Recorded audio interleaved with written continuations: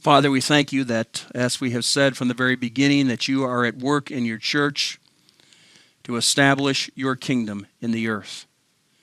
And Lord, you have been at work when the church has been doing things right, and you've been working behind the scenes when we've been doing it wrong to bring us back to a place of repentance.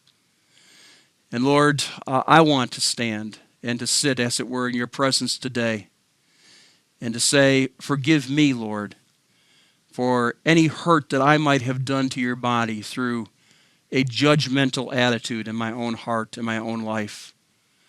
Lord, I want to be able to come to the place where my heart is open to all of my brothers and sisters.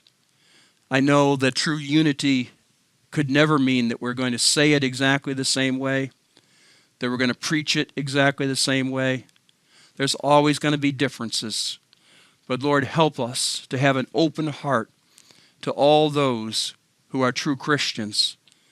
Lord, you spoke it so clearly to the original disciples. By this shall all men know that you are my disciples, if you have love for one another. And Lord, I look at that and I say, there are times when the world has looked at the church and said, if that's the love of God, then I don't want anything to do with it.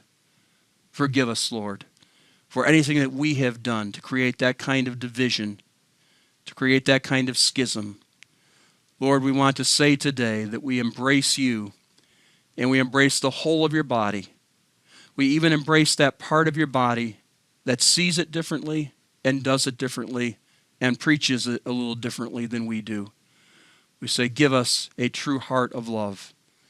And Lord, in our day and in our generation, as you are in the final stages, I believe, of preparing a glorious church, without spot, without wrinkle, the church for which you will return, the church of which we are a part. Lord, we want to be a part of moving in that final consummation with you, the consummation of the ages where all things are summed up in your lordship. We don't want to stand in the way. We don't want to be a barrier. We want to be a bridge as we build for your second coming and your breaking into history to return for your church. So strengthen us, Lord, and bring the change that you need to bring in our own heart so that we will always be moving in that true spirit of love, we pray. In Jesus' precious name, amen. Amen. God bless you.